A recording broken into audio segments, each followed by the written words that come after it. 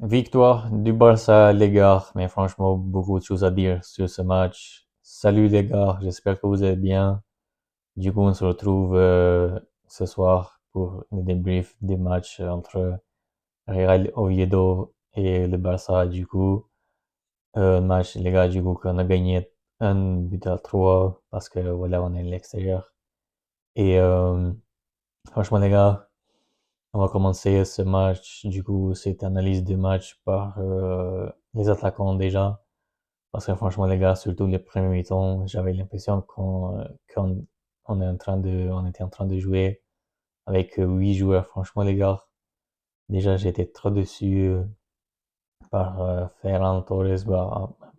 En fait, Ferran Torres, c'est pas un joueur qui va te marquer chaque match de but quand il est titulaire. Ferran Torres, il est trop à l'aise, je trouve, quand il est remplaçant, mais quand il est titulaire, tous les matchs, ça va pas en fait.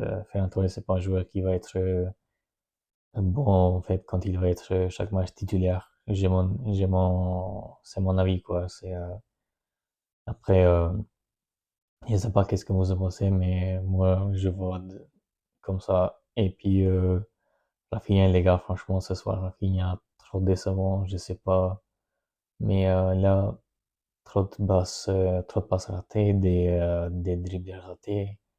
Je sais pas, mais là, les gars, je veux dire quelque chose. Peut-être vous serez pas d'accord avec moi, mais euh, je pense que Rafinha, l'année dernière, s'il a brillé autant et qu'il a été candidat pour gagner le Ballon d'Or, je pense c'est parce qu'il avait aussi la minimale du coup à côté. Parce que les minimales, les gars, on sait très bien que c'est un joueur qui permet aux autres joueurs du coup d'être bons quand il est là. Parce qu'avec les passes que la minima il fait ou les dribbles et tout, ou qu'il va attirer vers lui deux, trois joueurs et après il va libérer de l'espace pour les autres. Ça c'est pas facile déjà. Et franchement les gars, c'est pour ça que je pense la minima il a une grosse mérite, on va dire, que Rafinha il a fait cette saison-là euh, extraordinaire. Je parle de l'année dernière quoi.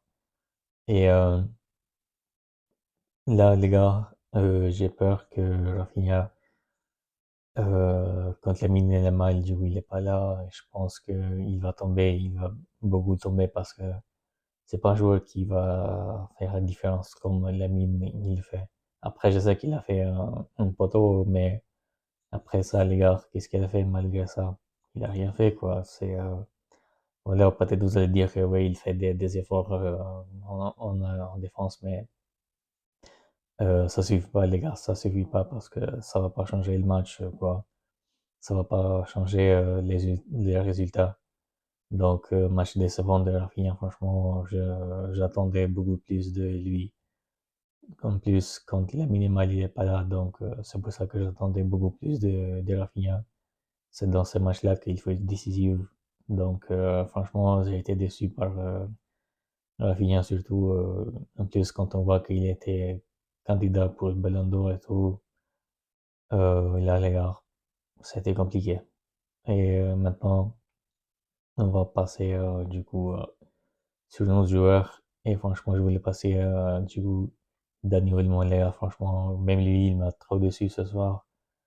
Je l'ai même pas vu. C'était comme si voilà, il y avait juste son maillot qui se baladait quoi.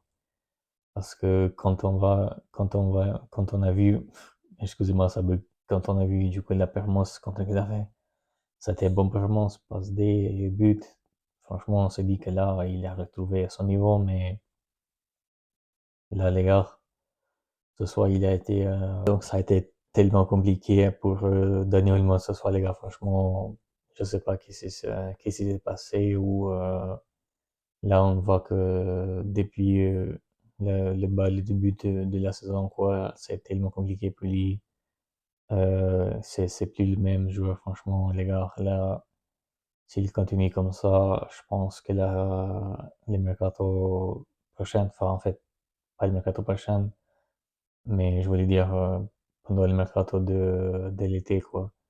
Je pense que là, il va falloir qu'on vende parce que il faut des joueurs qui sont décisifs et Dani Olmo, s'il continue comme ça, encore une fois, ça va être compliqué qu'il reste au club. Parce que là, il y a d'autres joueurs qui vont prendre sa place. T'as Dro, t'as Fernandez aussi, qui pour l'instant ne joue pas, mais c'est une option, quoi. Et puis Firmino aussi, bien sûr, c'est la première option. Donc voilà, quoi. Dani Olmo, il faut qu'il se réveille parce que sinon, ça va être compliqué.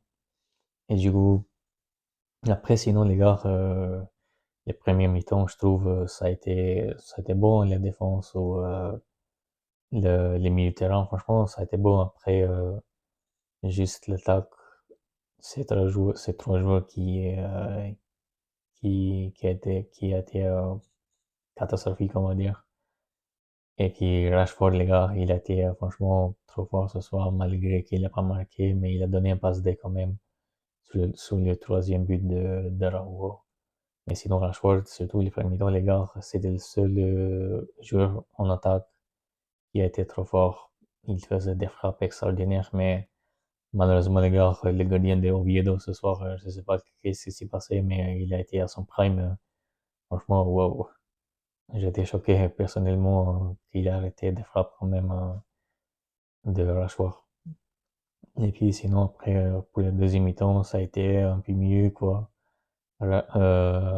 Frankie de Jong qui a changé totalement le jeu avec Pedri parce que je pense qu'Asado, il est sorti du jeu parce qu'il a pas cette côté de technique, on va dire, comme De Jong. Donc, Frenkie De Jong, c'est un peu plus technique comme, que Casado. Donc, voilà, je pense les raisons qu'il est sorti. Mais après, c'est pas qu'il a fait un mauvais match, quoi. Je pense qu'il a fait un bon match, je voulais dire.